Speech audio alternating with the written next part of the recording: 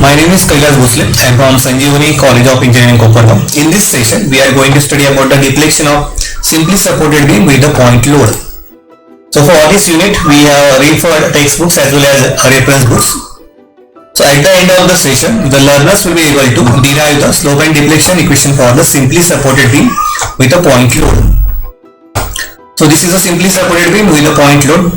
So we know that the load is applied at the midpoint of the beam. So at point C, the distance L by 2 from A, similarly L by 2 from point B. Then there is a different boundary condition. Different condition will be there for the slope and deflection of the simply supported beam. So when we apply the load at the center, then the beam will get deflected. But here there are two end supports are there, point A and B. So there is no deflection at point A and B because both the ends are supported.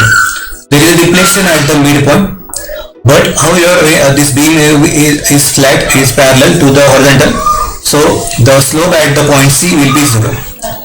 At point B and at point A there is a deflection is y is 0, but we have to find out the slope because there is the beam will bend and it will make some end tangent with the horizontal line.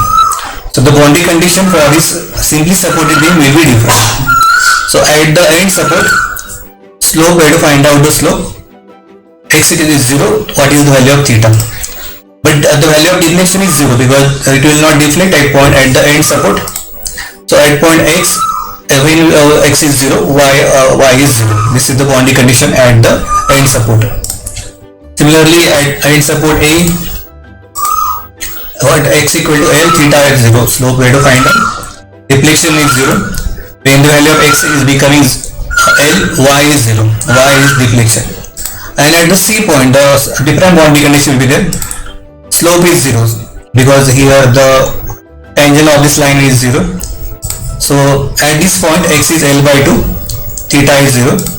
Deflection we have to find out. So at X equal to L by 2, what is the value of Y? So these are the boundary condition. Using that boundary condition, we will find out the slope equation, deflection equation. Then putting the proper boundary condition, we can be able to find out the slope and deflection. So using the free body diagram of the portion BC of the beam, where C is loaded at the distance L by 2 from the end B, we will find out slope at the point A and B and deflection at point C. So we'll take the section XX here from the point B. So bending moment about this XX will be equal to, so RB will be equal to W by 2. So W by 2 into X. Substituting for M, we will get the value EI d2y upon dx will be equal to plus W by 2 into X. We will integrate this equation. EI dy by dx will be equal to Wx square upon 4 plus C1. C1 is the constant of integration. We now observe that at the midpoint C, slope value is 0. We will put this boundary condition. At point C, when X is equal to L by 2, slope is 0 or dy by dx value is 0. So we will put this boundary condition and then find out the value of C1. So we have to remember that when the value of slope is 0, then and then only we can be able to find out the value of C1 and C2. So the C1 will be equal to this. C1 will be equal to minus WL square upon 16. We will put this C1 in the above equation and then we get the slope equation.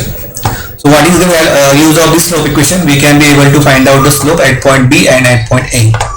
So that is equal to this slope equation. We'll again integrate this equation and then find out this equation, that is EI1 Wx cube by 12 minus WL square by 16x plus C2. Then we can be able to find out the value of C2 by putting we know that when X is 0 at point B, at the distance will be 0, deflection Y is 0. So put that boundary condition in the equation 5 and then get the value of C2. So C2 will be equal to 0. Rewrite the equation and we get the deflection equation. So we obtain the slope and deflection equation, put the boundary condition and then get the value of slope and deflection at the different points. So to determine the slope at point A and B, we put the value of X equal to 0 in the equation 4. So that will be equal to minus WL square by 16 EI And to find out the deflection at point C, put the value of x equal to L by 2. In the deflection equation, we get the value that will be equal to minus WL cube by 48 EI.